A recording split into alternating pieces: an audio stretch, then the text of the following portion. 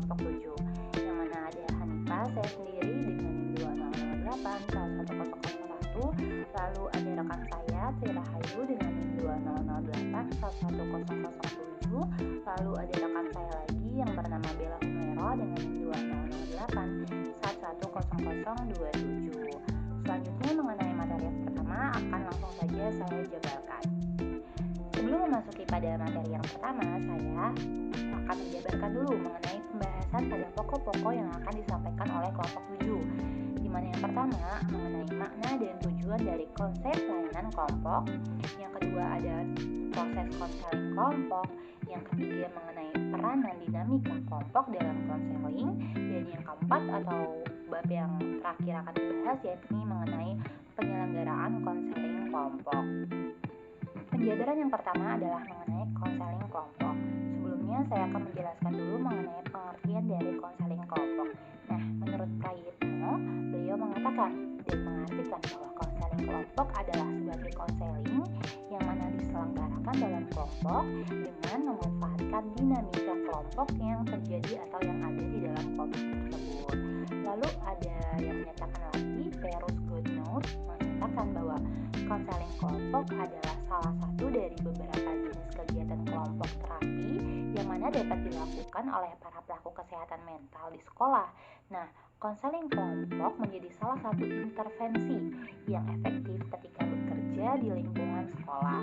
Lalu kita ambil garis besar, makna dari konseling kelompok adalah layanan yang mana mempunyai serta memberikan banyak manfaat dalam membantu menuntaskan permasalahan pribadi para siswa. Konseling kelompok ini menyajikan dan memberikan dorongan kepada para individu-individu yang bersangkutan untuk bagaimana mengubah dirinya selaras dengan minatnya sendiri.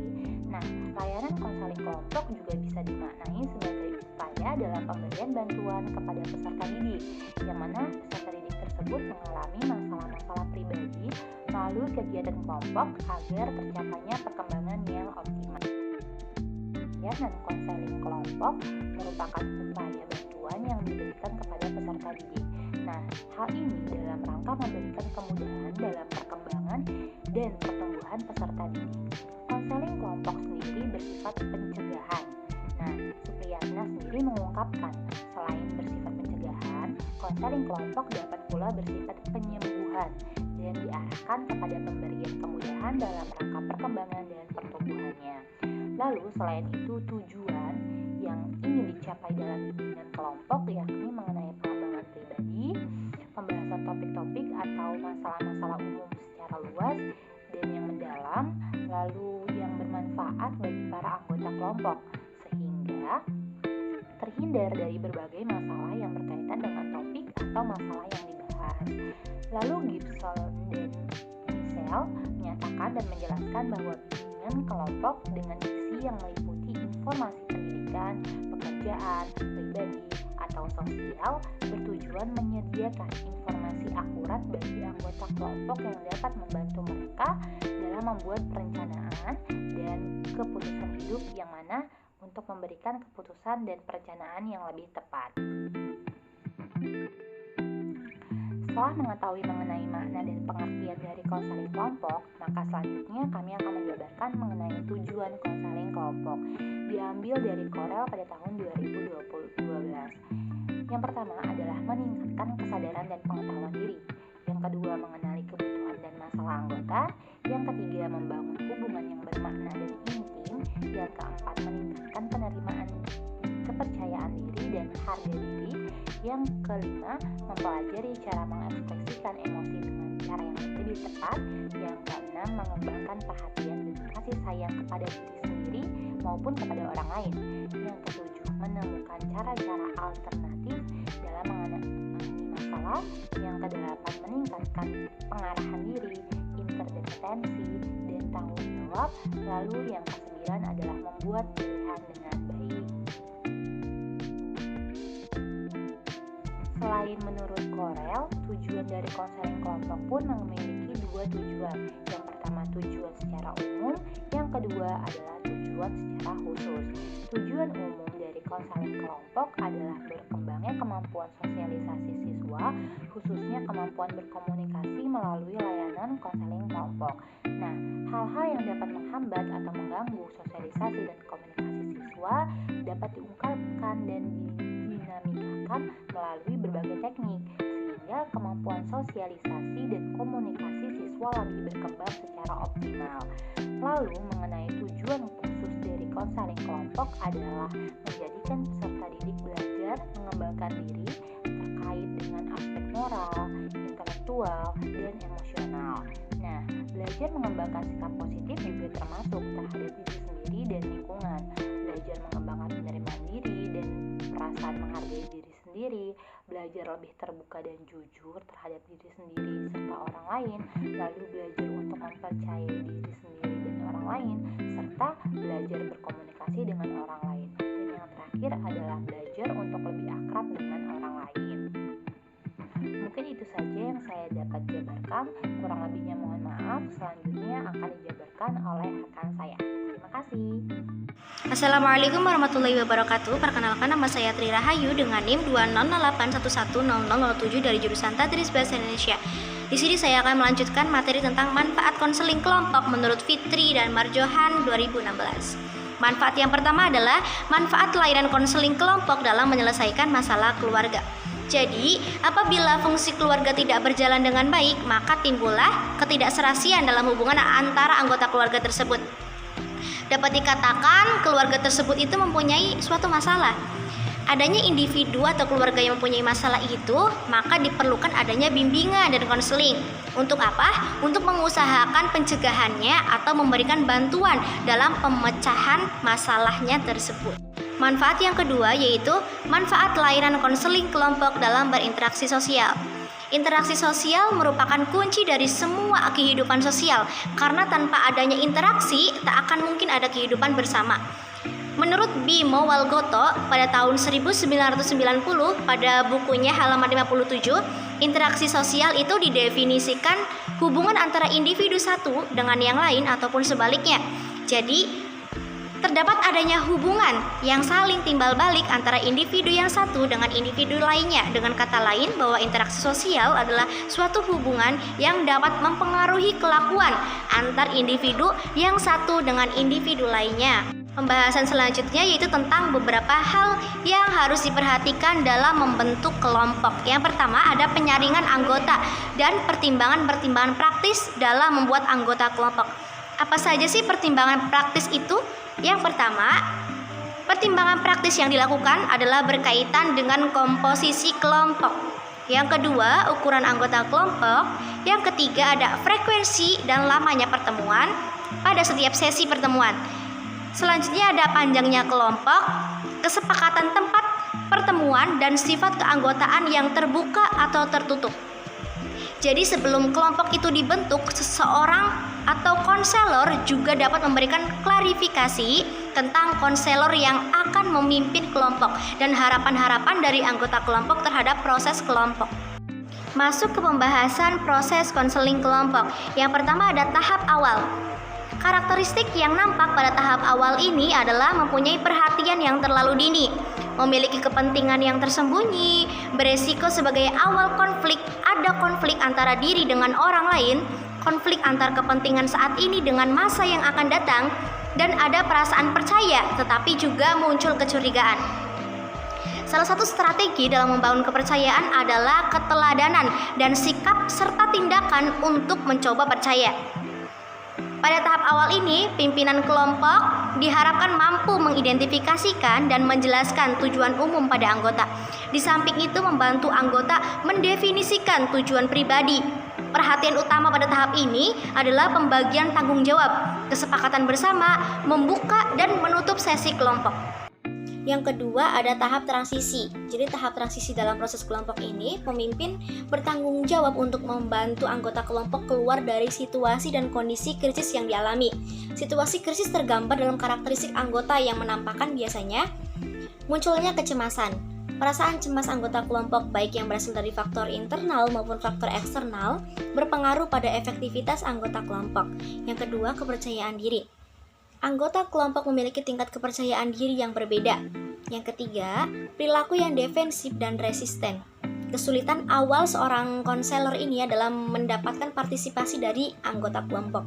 Yang keempat, ada ketakutan yang biasanya dialami anggota kelompok.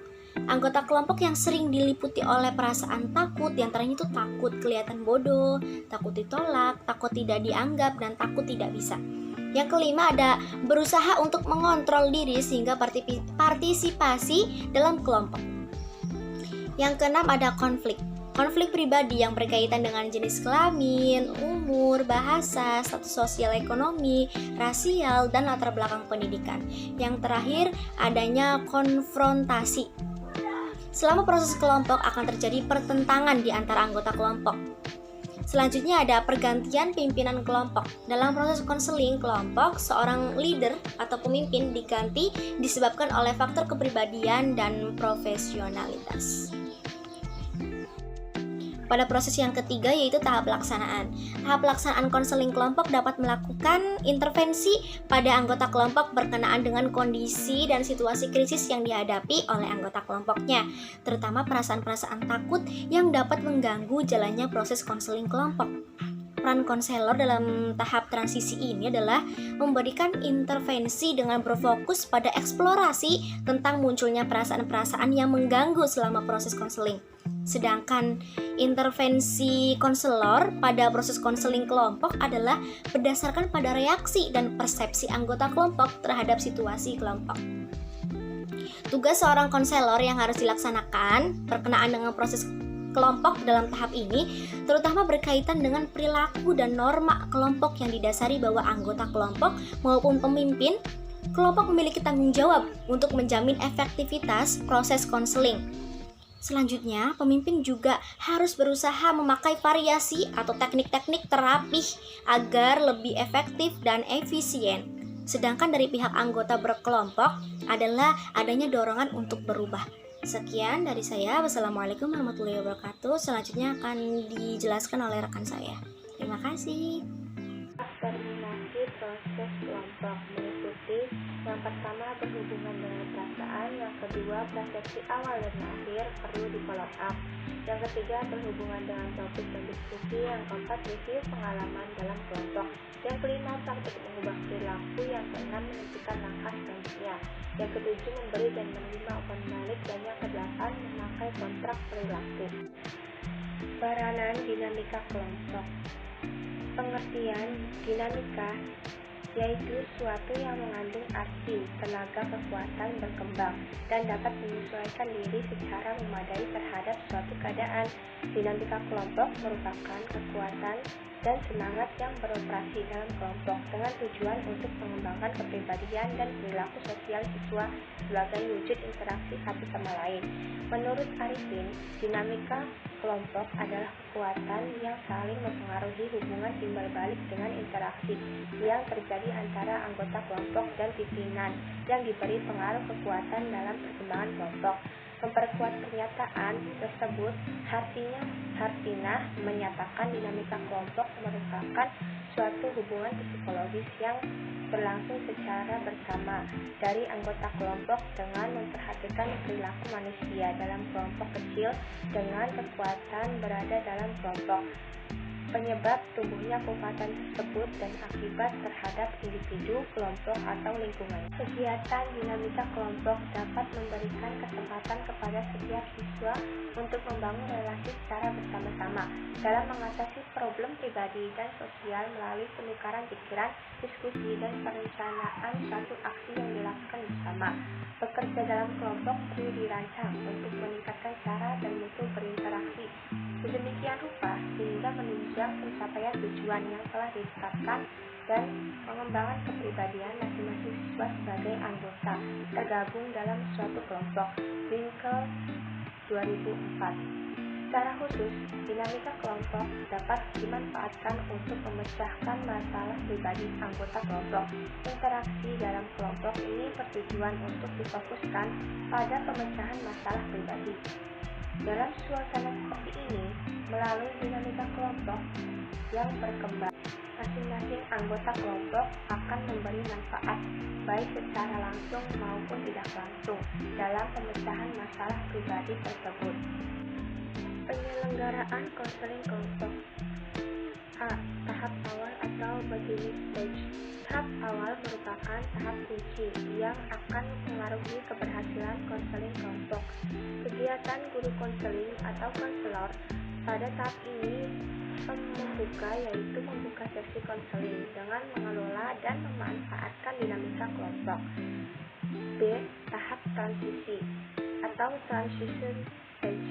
Dalam tahap transisi ini adalah tahap penting karena dapat menentukan aktif tidaknya konseling dalam berinteraksi dengan yang lain.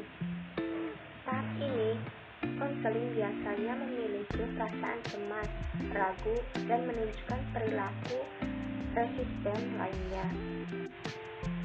Proses konseling kelompok. A. Tahap kerja atau working stage. Tahap kerja mengelola dan memanfaatkan dinamika kelompok untuk memfasilitasi pemecahan masalah setiap anggota kelompok. Working stage berlangsung dalam beberapa sesi konseling dan pendekatan konseling apa yang dipakai tergantung pada jumlah anggota kelompok dan ketuntasan pengatasan masalah anggota kelompok. B. Tahap akhir atau terminating stage. Tahap ini bertujuan untuk mengakhiri seluruh rangkaian kegiatan konseling kelompok. Biasanya dibutuhkan satu sesi konseling atau setengah sesi, tergantung pada kebutuhannya. Jika tidak membutuhkan satu sesi penuh, tahap akhir ini dapat dilakukan setelah tahap kerja yang terakhir.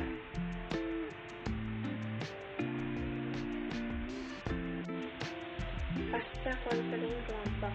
A. Mengevaluasi perubahan yang dicapai dan menetapkan tindak lanjut kegiatan yang dibutuhkan secara individual setiap anggota kelompok sehingga masalah peserta didik atau konseling betul-betul terentaskan. Konselor dapat menyusun rencana baru atau memperlakukan perbaikan pada rencana yang telah dibuat sebelumnya. B. Menyusun laporan konseling kelompok.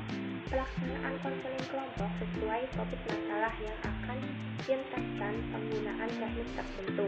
Penggunaan teknik tahap kerja atau working stage dapat langkah keempat, memfasilitasi semua anggota kelompok untuk menuntaskan perhatian pada pencapaian tujuan masing-masing, mempelajari perilaku baru, melatih perilaku baru, dan mengembangkan ide-ide baru serta mengubah perilaku lainnya.